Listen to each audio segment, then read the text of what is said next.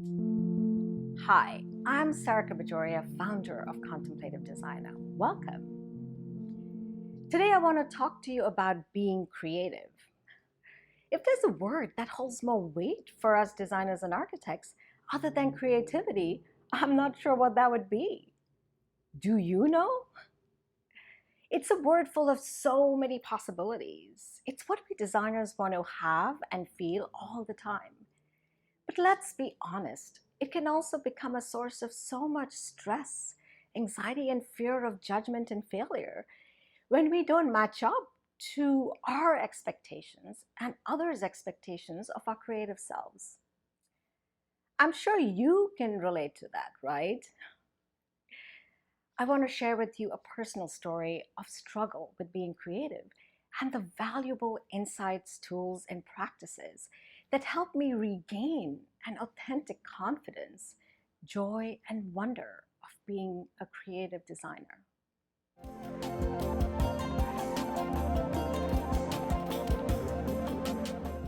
My own design practice, Sarika Bajoria Unlimited, was commissioned to design a very large mixed-use development in the heart of Mumbai. For a small firm like mine, this was such an amazing opportunity. And I was so excited about its creative possibilities and the kind of positive impact it could have on the people, the city, and the environment. But the project was also very complex, and the site was very tight with a lot of constraints. And there was so much pressure from the clients who wanted this to be a destination space for the city. And the deadlines were super tight. So my team and I, we got onto the drawing boards right away and we scheduled many charrettes to design and iterate on the big ideas, concepts, and innovative master plan. And why is it that we schedule a design charrette at 4 p.m. on a Wednesday, fully expecting all the resources we need for creativity to show up at the same time? Unsurprisingly, our big design ambitions did not quite match up to our design output. And for me personally, there was this big tension between what I wanted to happen and what was actually happening. So outwardly, I was saying yes, but inwardly, I was saying, oh no.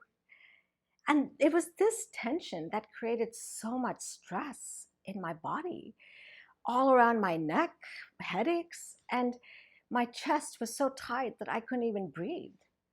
It almost felt like I was swimming in a bathtub, fervently splashing around, grasping onto creativity, being anything but creative.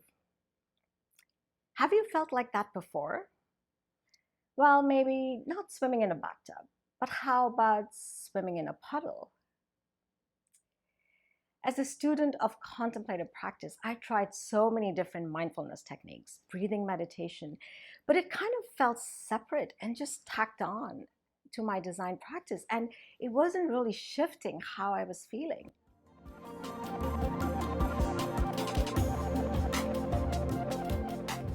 Then, after a lot of physical, mental, and emotional exhaustion, something clicked that shifted everything.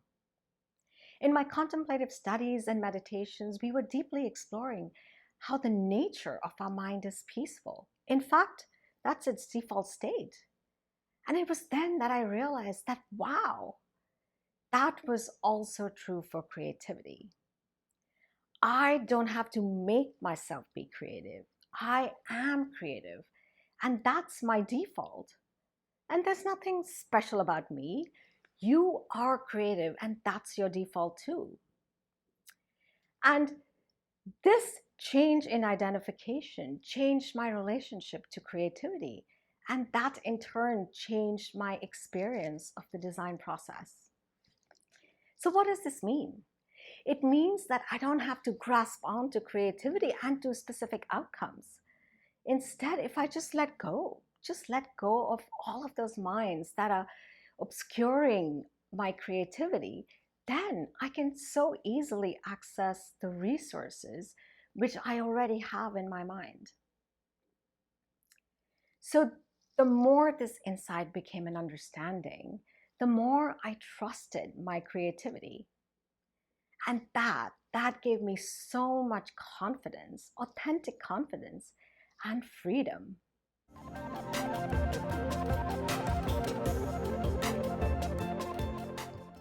It was through that insight and experience that I created a practice over time that I call creating space for creativity, that helped me create an inner space, an inner environment where I could access and tap into creative resources such as intuition, imagination, subtlety of felt senses, empathy, wonder, intention, all of this amazing stuff.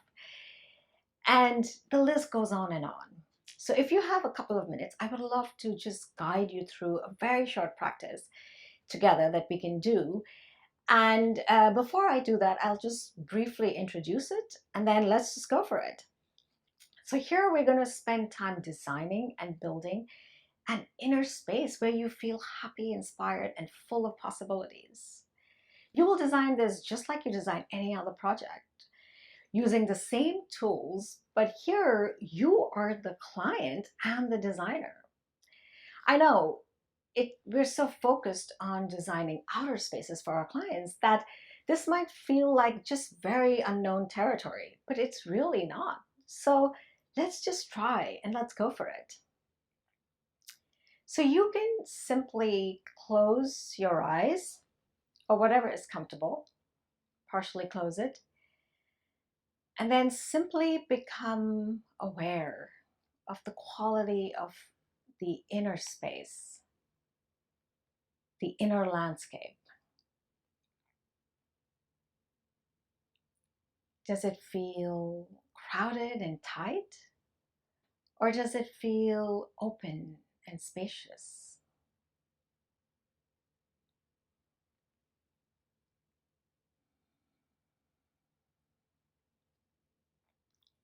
And as I guide you through this, whatever images, spaces, vignettes of spaces, feelings, whatever comes up, simply allow it to rise and inhabit it moment by moment without judging.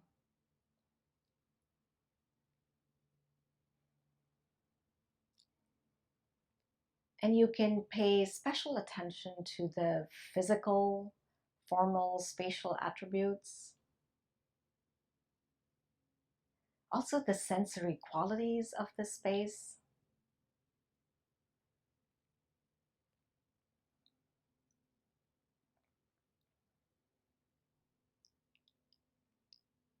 So imagine you are in an environment where you feel comfortable,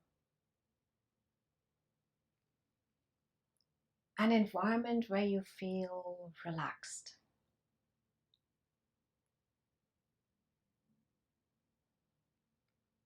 a place that encourages listening,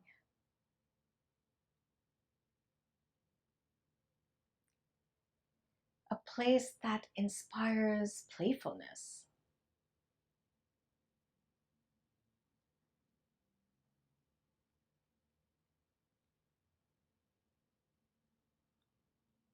a space full of possibilities,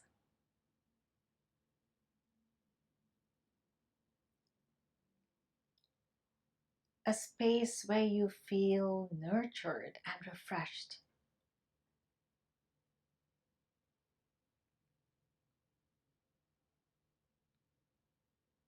a space that deeply moves you,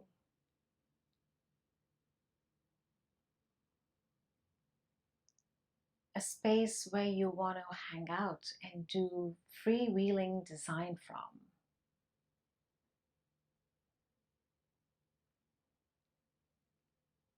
And as you tune into the spatial and geometric and formal attributes, also tune into how your body feels in this space or vignettes of spaces.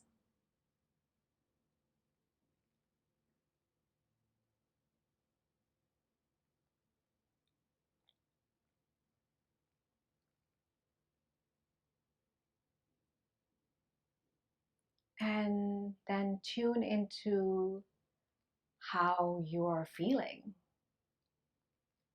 Is it different from how you were feeling before?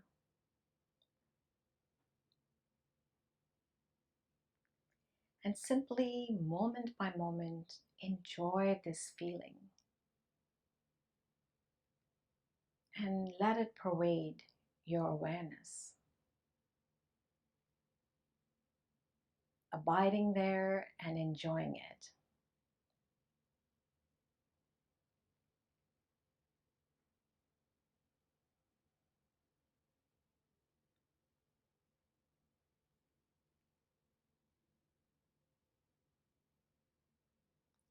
This is the space for creativity that we can design from, no matter what's going on outside, in the studio or the office.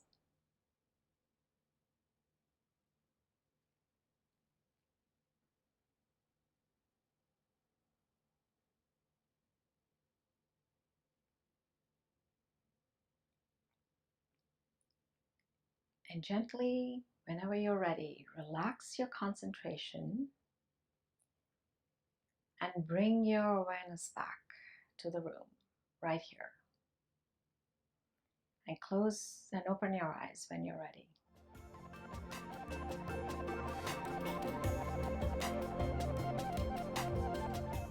So what was your experience like? Please share in the chat box below. I would love to hear. I know this was just a mini introduction, but I just wanted you to get a sense of the possibilities of a practice like this. This is part of a much larger contemplative designer 5-component framework that we go more deeply in our workshops and our coaching sessions.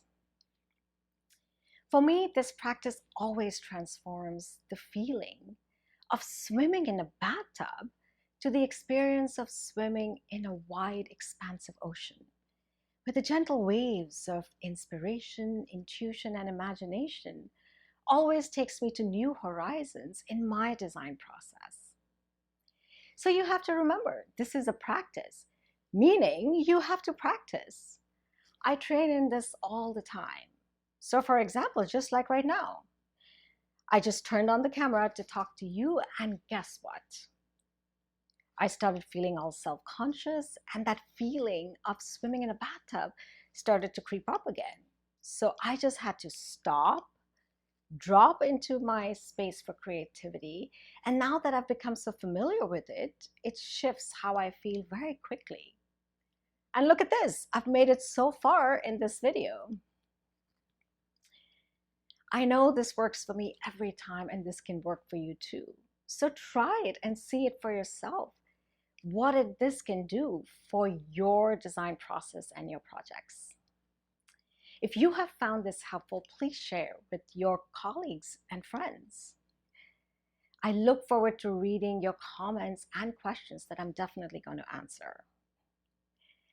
In my next video, I'm going to talk to you about another way of listening that can transform our design process and all the relationships within it. So until next time, spend time and enjoy designing from your space of creativity, no matter what's going on outside in the design studio or the office. I'll see you very soon.